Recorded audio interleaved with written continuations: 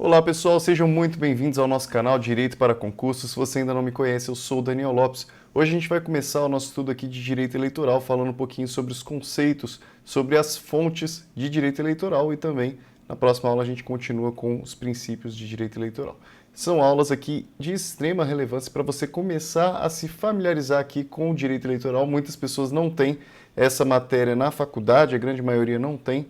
Então, por conta disso, você precisa começar a se familiarizar, começar a conhecer os diplomas legais que tratam sobre a matéria, para você poder realmente entender toda a sistemática aqui do processo eleitoral, tá? Então, se você ainda não é membro do nosso canal, não esquece aí de se tornar membro para você poder ter acesso completo a todas as nossas aulas aqui de Direito Eleitoral, posteriormente também de Direito Administrativo, Constitucional e todas as matérias relativas aqui ao concurso do TRE São Paulo relacionado ao cargo de técnico administrativo, exceto ali redação, informática e português. Todo o restante a gente vai trazer aqui no nosso canal, beleza? Então é importante que você se torne membro para você poder ter esse acesso completo junto aqui da gente e seguir o cronograma que a gente vai seguir também.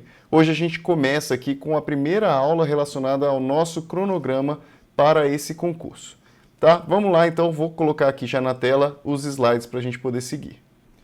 Primeira coisa aqui, pessoal, não esqueçam de baixar o edital e marcando lá no edital, toda vez que você assiste aqui uma videoaula, você já vai e marca no seu edital, grifa lá ele, né? É importante que você imprima, para você poder ir marcando sempre que você já estudou uma aula, para você poder verificar que ao fim do curso, a gente vai efetivamente passar por todas as matérias do edital, todo o conteúdo programático. Importante ali que você, no momento que você grifa, você já coloca ali, ó, videoaula. E depois, quando você, por exemplo, leu um material escrito, você escreve material escrito. Quando você resolveu questões, escreve ali também, resolvi questões, e quando você revisou, você também escreve, revisei a primeira vez, revisei a segunda vez, então coloca R1, R2, R3, à medida que você vai revisando aquele conteúdo. Eu sempre gostei de fazer isso para eu ter um controle sobre todos os conteúdos que eu estava estudando. Isso daqui vai te ajudar muito lá na frente, quando você terminar o edital, você terminar de estudar tudo, você vai poder ver, né? Então ter certeza, a comprovação de que você realmente terminou todo o edital e também poder verificar tudo aquilo que você já fez com relação a cada conteúdo. Pode ser que você não tenha revisado tanto um conteúdo e você pode depois voltar para aquele tipo de material. A nossa aula de hoje aqui, ela não comporta muitas questões. É uma aula muito mais aqui teórica para você poder entender os conceitos, entender o direito eleitoral como um todo e realmente ter aqui o primeiro contato com a matéria. Primeiro, né, é importante a gente entender que o direito eleitoral ele vai ser um pouco diferente do nosso estudo com relação a algumas outras matérias de direito. A gente, com relação, por exemplo, ao curso de escrevente do TJ São Paulo, a gente vai passando lá artigo por artigo, então artigo 250, a gente lê, explica. Aqui para direito eleitoral a gente não consegue fazer exatamente isso. Porque o que acontece? Direito eleitoral é uma matéria que já possui muitos artigos que já estão defasados. São artigos, alguns artigos, por exemplo, Código Eleitoral, que ele foi escrito lá durante a ditadura militar. Por conta disso, muita coisa já foi alterada, muita coisa já não está mais vigente da forma como foi escrita. E aquilo ocorreu por meio de uma revogação tácita, que significa dizer aqui que aqueles artigos eles foram revogados, eles efetivamente não estão mais vigentes, no entanto, eles não foram revogados por uma lei que veio e disse, olha, o artigo 250 deixou de ser válido, aí está sendo revogado por esta lei. A lei não vai dizer isso. O que acontece é que as leis vieram e elas trouxeram um conteúdo que era incompatível com esses códigos. Então, em razão disso, o que acontece? Acaba que algumas situações ali no Código Eleitoral, vem, por exemplo, a Constituição Federal e já determina de uma forma diferente. Em razão disso, esses artigos do Código Eleitoral, alguns não foram nem recepcionados, ou então alguns foram revogados tacitamente. É essa a realidade no direito eleitoral. Por isso que a gente precisa fazer um estudo mais sistemático. A gente vai fazer um estudo aqui abrangendo todas as matérias e a gente não vai passar necessariamente artigo por artigo. Em um outro momento, a gente vai sim analisar os artigos, vai fazer uma outra forma de estudo para complementar o estudo que a gente vai fazer aqui também relacionado à matéria como um todo. Então, é dessa forma que a gente vai fazer, vai trazer aqui o conteúdo teórico inteiro para você e, posteriormente, a gente vai sempre aqui abrangendo com artigos, com o estudo de uma ou outra questão que eu entenda ser relevante para a gente poder consolidar o entendimento.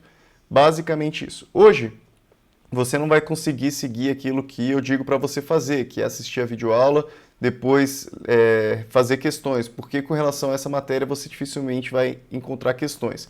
O que eu quero que você faça hoje?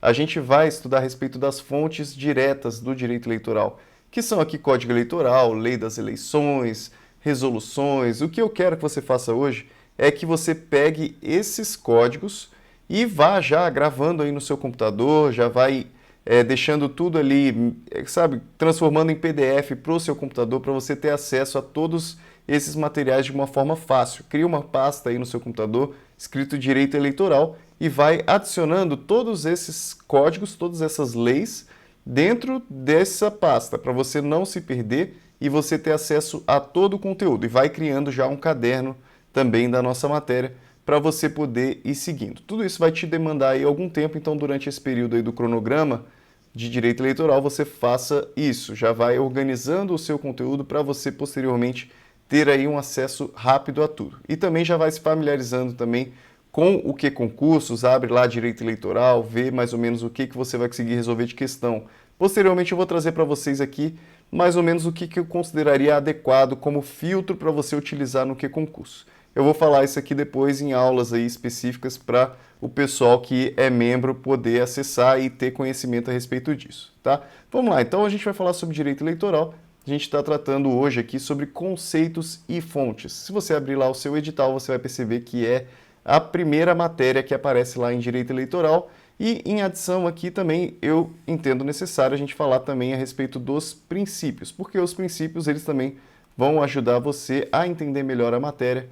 Eles explicam basicamente aqui o direito eleitoral e complementam a ideia do direito eleitoral. Se você tiver sempre essas ideias aqui bem consolidadas aí na sua cabeça, você com certeza vai ter um bom desempenho em direito eleitoral. Primeiramente, conceituar direito eleitoral. Primeira coisa que a gente tem que dizer, olha, é um ramo do direito público. Ok? Diferenciar aqui em direito público e direito privado, né? Direito público a gente tem matérias, por exemplo, como o próprio direito administrativo, o direito constitucional e aqui o direito eleitoral. Diferencia-se, por exemplo, do direito privado, que a gente fala lá em direito civil, direito empresarial, direito do consumidor. Qual que é a diferença? O direito público ele traz uma relação entre o Estado e as pessoas, o Estado e o povo. É normalmente uma relação verticalizada. Quando a gente fala sobre direito privado, a gente está falando sobre uma relação horizontal, uma relação entre particulares, entre pessoas que são ali não existe hierarquia entre as pessoas. Aqui como o Estado ele representa, né, ele traz ali a ideia da soma ali das necessidades públicas, a soma de todas as vontades públicas, ele acaba sendo colocado em uma vontade vertical. Por isso que a gente fala em direito público, ele traz ali uma noção de algo, aqui com relação ao eleitoral, né, como a gente tem essa ideia de algo que traz essas necessidades públicas, que envolve o Estado, que envolve a necessidade de todas as pessoas e não de um ser só considerado, por isso que a gente diz que é um direito público. E ele fala aqui, né, ramo, né, então uma conceituação aqui da Flávia Ribeiro, fala ramo do direito responsável pelo estudo das normas e procedimentos que organizam e disciplinam o funcionamento do poder de sufrágio popular, para se estabelecer a precisa equação entre a vontade do povo e a atividade governamental. Então, basicamente é isso. O direito eleitoral, ele preza aqui por permitir que realmente a vontade do povo prevaleça com relação à escolha de seus representantes, principalmente. E aqui, quando a gente fala direito eleitoral, a gente não está falando somente na eleição de representantes, mas a gente também fala a respeito de decisões que são tomadas de forma direta, como, por exemplo, o plebiscito e o referendo. Tá? Com relação aqui a sufrágio popular, a gente está falando realmente de poder do povo. Se você se lembrar que a Constituição Federal fala, todo poder emana do povo, e ele vai exercer esse poder de forma direta ou de forma indireta. A gente vai se lembrar aqui que em um certo momento, né, existia ali um monarca, existia ali um poder absolutista, e esse poder absoluto, né, que era concentrado inteiro ali nas mãos de uma pessoa só, ele foi desconcentrado, ele foi descentralizado para que o povo efetivamente tivesse o poder. Hoje a gente tem representantes, mas esses representantes, eles estão ali simplesmente utilizando de um poder que nós delegamos a eles, que o povo delega a eles. E é isso que significa sufrágio popular. É realmente o poder de decidir ali todas as questões relacionadas ali a um povo específico. Tá? Então, o direito eleitoral nada mais faz aqui, nada mais é do que equacionar e trazer as regras relacionadas à possibilidade de tornar o mais fidedigno possível aqui o exercício desse poder popular. E também ele fala aqui, né, ramo de direito público que trata de institutos relacionados com os direitos políticos. Direitos políticos, então, a gente fala, olha, quem que pode, então, exercer esses votos? Quem que pode votar, quem que pode decidir e quem que pode também ser considerado um representante do povo. Não é todo mundo, a gente fala em direito político ativo e direito político passivo. A gente vai estudar mais a respeito disso mais para frente, mas basicamente é quem pode decidir, quem pode ser eleito e quem pode eleger as pessoas, quem pode votar nessas pessoas. Tá? Então, relacionado aos direitos políticos e às eleições em todas as suas fases, como forma de escolha dos titulares dos mandatos eletivos. Então, vai poder escolher quem que são ali os titulares dos mandatos e também das instituições do Estado. Ok? Tá tudo relacionado aqui. O fato de escolher, inclusive, quais são as instituições que vão representar o Estado, tudo isso aqui tem a ver com o sufrágio também. Esse é o conceito de direito eleitoral. O direito eleitoral serve, então, para isso, equacionar a vontade do povo com a atividade governamental. O objeto que efetivamente estuda o direito eleitoral, né? O direito eleitoral, ele é a normatização, então isso é, ele torna em normas, cria regras aqui, criam as regras dos jogos, as regras e princípios do jogo de todo o processo eleitoral, iniciado com o alistamento do eleitor. Então esse é o primeiro momento aqui relacionado a um processo eleitoral, que é o alistamento eleitoral. A gente vai estudar ainda a respeito de todos esses conceitos que a gente vai trazer aqui hoje, mas para você já tomar conhecimento, o direito eleitoral, ele normatiza o processo eleitoral que se inicia com o alistamento do eleitor e também com distribuição do corpo eleitoral e se encerra com a diplomação.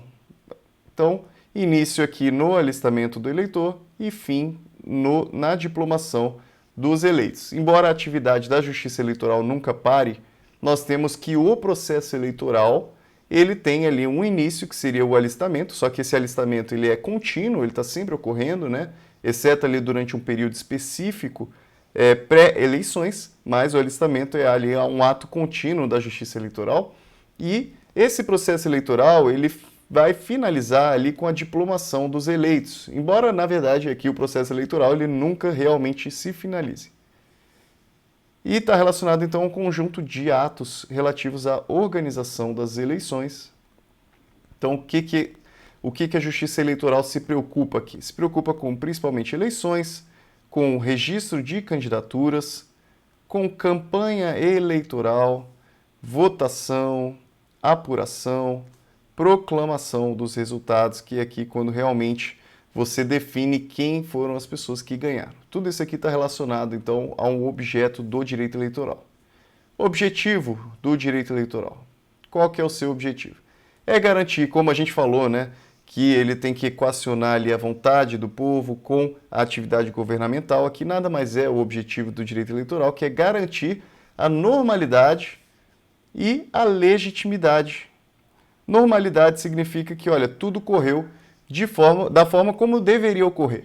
Tudo ocorreu da forma como a lei está definindo que deva ocorrer, porque as regras do jogo estão ali e essas regras precisam ser seguidas e a Justiça Eleitoral é responsável por garantir que está ocorrendo ali tudo de forma normal, tudo de forma conforme a normatização.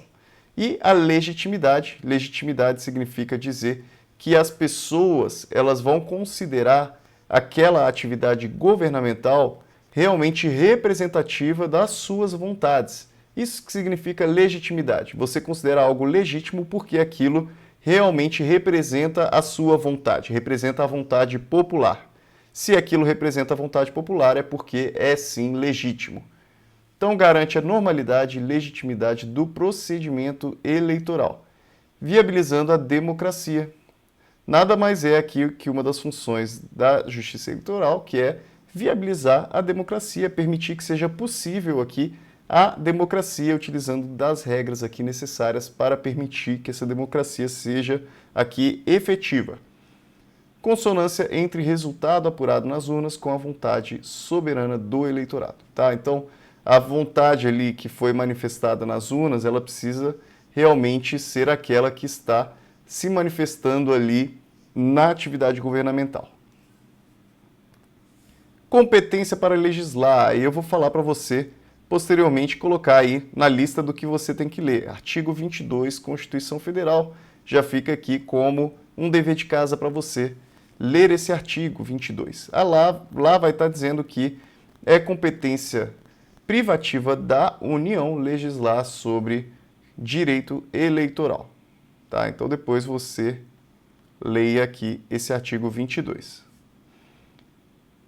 As fontes, né? Agora uma parte muito importante. A gente já trouxe aqui os conceitos e eu vou lembrar para você, a gente tem sempre um estudo muito objetivo aqui, beleza? A gente não vai ficar perdendo tempo com o que não precisa perder tempo. A gente vai direto ao assunto e tudo que você tiver dúvida, você deixa nos comentários para a gente poder abranger mais assuntos, trazer com mais profundidade ainda os assuntos. Tá? A gente não vai fazer aqui aulas de várias horas, trazendo conteúdos que são às vezes curtos. A gente vai realmente direto ao assunto e o que você tiver dúvida, você mande aqui nos comentários. Mas a gente também, embora objetivo, embora conciso, a gente traz o conteúdo completo para você. Se você tiver dúvida com relação a isso, também pode voltar e assistir novamente o vídeo, porque às vezes você vai ter uma nova compreensão, uma nova visão com relação ao que eu estou trazendo.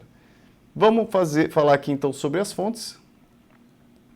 Né? Então, com relação às fontes, nós temos aqui dividido em fontes diretas e fontes indiretas. Primeiramente, fontes diretas, aqui a mais importante, a gente pode dizer que é a Constituição Federal. Da Constituição Federal saem ali basicamente as regras mais importantes. A gente fala sobre nacionalidade, fala ali sobre questões de suspensão e perda de direitos políticos, trata ali de algumas condições de elegibilidade, algumas também situações de inelegibilidade. A Constituição Federal é sempre aqui o nosso norte. Não esqueçam aqui, Constituição Federal é dentro da pirâmide de Kelsen, ela está lá no topo.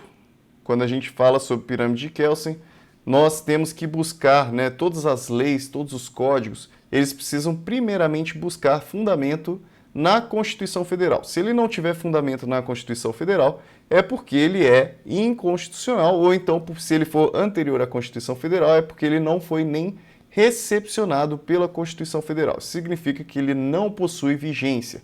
Por isso que nós podemos dizer hoje, sem sombra de dúvidas, a fonte máxima aqui do direito eleitoral é sim a Constituição Federal, assim como aqui para todo o estudo do direito. Então nós falamos aqui sobre Constituição Federal, temos também o Código Eleitoral, que é extremamente importante, mas está extremamente defasado, a Lei das Eleições, Lei das Inelegibilidades, que é a lei que foi modificada pela Lei da Ficha Limpa, a Lei Complementar 135, Lei dos Partidos Políticos e resoluções do TSE. Isso daqui é uma grande novidade do direito eleitoral. Isso daqui não é comum nos outros ramos do direito. E as fontes indiretas. Como fonte indireta, a gente pode dizer que nós temos a jurisprudência e doutrina.